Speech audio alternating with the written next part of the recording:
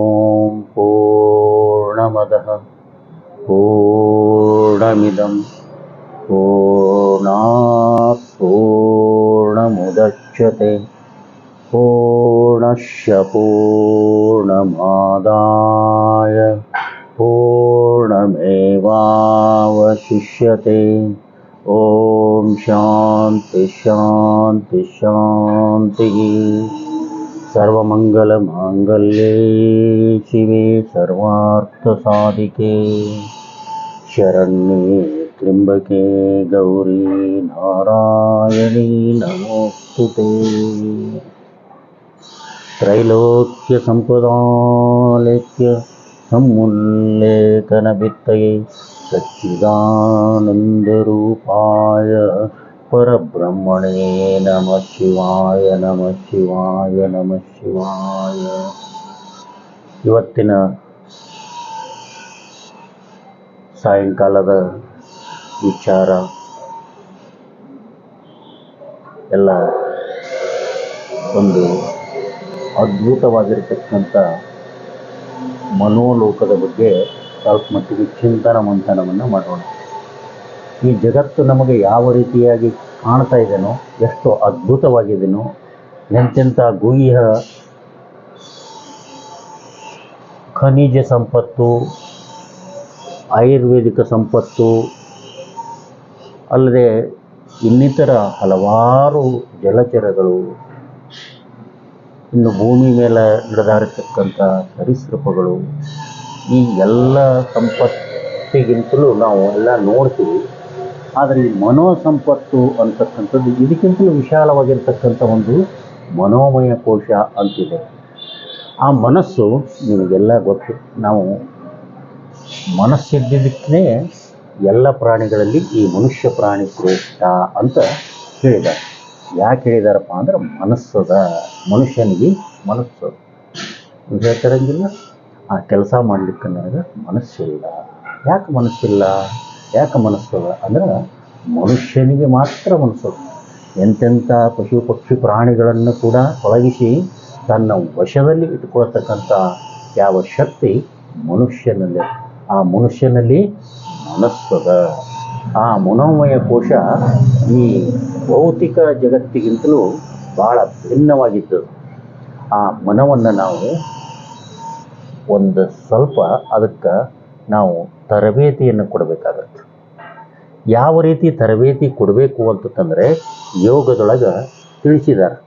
ಹಠಯೋಗ, ಲಯಯೋಗ, ಕರ್ಮಯೋಗ, ಈ ಯಾವ ಪ್ರಾಣಾಯಾಮ, ಆಹಾರ, ಇಂಥವೆಲ್ಲ ಶುದ್ಧತೆಗಳಿಂದ ಈ ಮನಸ್ಸನ್ನು ನಾವು ಒಂದು ಕೇಂದ್ರೀಕೃತವಾಗಿ ಮಾಡಬಹುದು. ಹಾಗೆ ಈ ಭೂಮಿ ಮೇಲೆ ಬಿದ್ದಿರ್ತಕ್ಕಂಥ ಅಪಾರವಾಗಿರ್ತಕ್ಕಂಥ ಮಳೆ ನೀರನ್ನು ಡ್ಯಾಮ್ಗಳನ್ನು ಕಟ್ಟಿ ಅದರಿಂದ ವಿದ್ಯುತ್ತು ಅಥವಾ ರೈತಾಪಿ ಜನರಿಗೆ ಬೆಳೆಗಳನ್ನು ಬೆಳೆಯಲು ಯಾವ ರೀತಿ ಉಪಯೋಗಿಸ್ಕೊಳ್ತೀವೋ ಅದೇ ರೀತಿ ಚದುರಿ ಹೋಗಿರ್ತಕ್ಕಂಥ ಛಿದ್ರವಾಗಿರ್ತಕ್ಕಂಥ ಆ ಮನಸ್ಸನ್ನು ನಾವು ಏಕಾಗ್ರಗೊಳಿಸಲಿಕ್ಕೆ ಕೆಲವೊಂದು ಸಲಹೆ ಸೂಚನೆಗಳನ್ನು ಪತಂಜಲಿ ಯೋಗ ಸೂತ್ರದಲ್ಲಿಯೂ ಕೂಡ ಕೊಟ್ಟಿದ್ದಾರೆ. ಅಂಥ ಕಠಿಣ ಶ್ರಮಗಳನ್ನು ನಮಗೆ ಮಾಡೋ ಅಗತ್ಯ ಇಲ್ಲ. ಆದ್ರೂ ಕೂಡ ನಮ್ಮ ಜೀವನದ ಭವಿಷ್ಯ, ನಮ್ಮ ಮಕ್ಕಳ ಉನ್ನತಿಗಾಗಿ ನಾವು ಮನೋನಿಯಂತ್ರಣ ಅಂತಕ್ಕಂಥದ್ದು ಭಾಳ ಅತ್ಯವಶ್ಯಕತೆ. ಅಂಥ ಮನಸ್ಸನ್ನು ಮನಸ್ಸಿನ ಒಳಗಡೆ ಹೊತ್ತು ನೋಡಬೇಕು ನಾವು. ನಮ್ಮ ಮನಸ್ಸು ಏನೇನೋ ವಿಚಾರಿಸ್ತಾ ಇರ್ತದೆ, ಎಲ್ಲೆಲ್ಲೋ ಹೋಗ್ತಾ ಇರ್ತದೆ. ಆ ಮನಸ್ಸಿನಲ್ಲಿ ಅದ್ಭುತವಾಗಿರ್ತಕ್ಕಂಥ ಶಕ್ತಿ ಅದು. ಯಾವ ಶಕ್ತಿ ಮನಸ್ಸಿನಿಂದ ನಾವು ಇಚ್ಛಾಶಕ್ತಿ, ಸಂಕಲ್ಪ ಶಕ್ತಿ ಅಂತ ಕರಿತೀವೋ ಆ ಮನಸ್ಸಿನ ಶಕ್ತಿನೇ. ಪೂರ್ವದಲ್ಲಿ ಹೇಳ್ತಿದ್ರು, ಈಗ ಇರ್ತಕ್ಕಂಥ ಈ ವಿಮಾನ ಇವೆಲ್ಲ ವಾಹನಗಳಿರಲಿಲ್ಲ. ಆವಾಗ ಏನಿತ್ತು ಅಂತಂದರೆ ಸಂಕಲ್ಪ ಶಕ್ತಿಯಿಂದ ಹೊರಗಡೆ ಬಂದಿತ್ತು ಇಂಥ ದೂರದ ದೇಶಕ್ಕೆ ಹೋಗಬೇಕು ಅಂತ ಸಂಕಲ್ಪ ಮಾಡಿ ಆ ಮನೋಶಕ್ತಿನೇ ಅದು. ಅಂಥ ಒಂದು ಪುಷ್ಪಕ ವಿಮಾನ ಬರ್ತಿತ್ತು ಅಂತ ನೀವೆಲ್ಲ ಕೇಳಿದಿರಿ, ಪುಷ್ಪಕ ವಿಮಾನಗಳ ಹೆಸರನ್ನು. ಅದು ಯಾವುದರಿಂದ ನಿರ್ಮಿತಿ ಆಗ್ತಿತ್ತುವಪ್ಪ ಅಂತಕ್ಕಂಥದ್ದನ್ನು ಈಗ ವಿಜ್ಞಾನಿಗಳು ಚಕಿತರಾಗಿ ನೋಡ್ತಾ ಇದ್ದಾರೆ.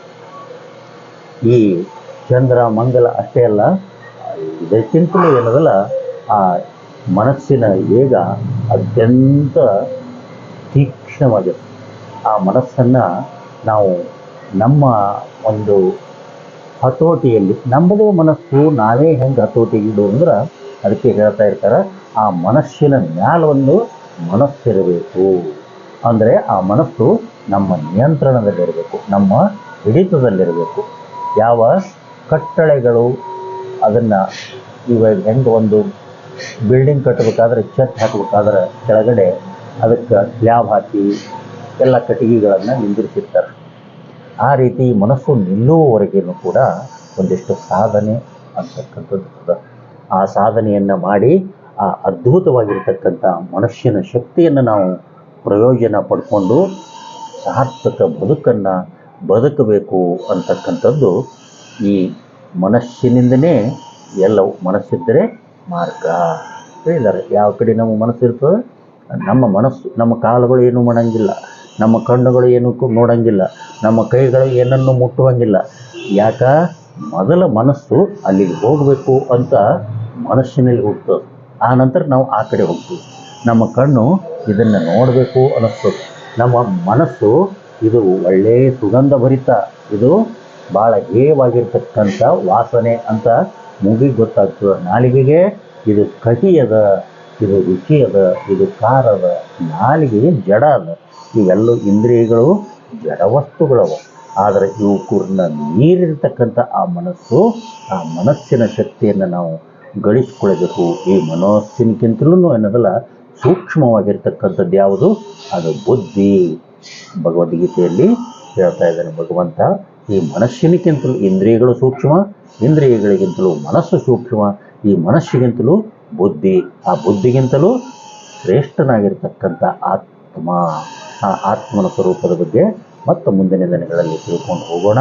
ಈ ಬುದ್ಧಿಯನ್ನು ಕೂಡ ಅನ್ನೋದನ್ನು ಮುಂದಿನ ಹಂತದಲ್ಲಿ ತಿಳ್ಕೊಳ್ಳೋಣ ಅಂತ ಹೇಳ್ತಾ ಇವತ್ತಿನ ಕಾರ್ಯಕ್ರಮಕ್ಕೆ ಮಂಗಳವಾರ.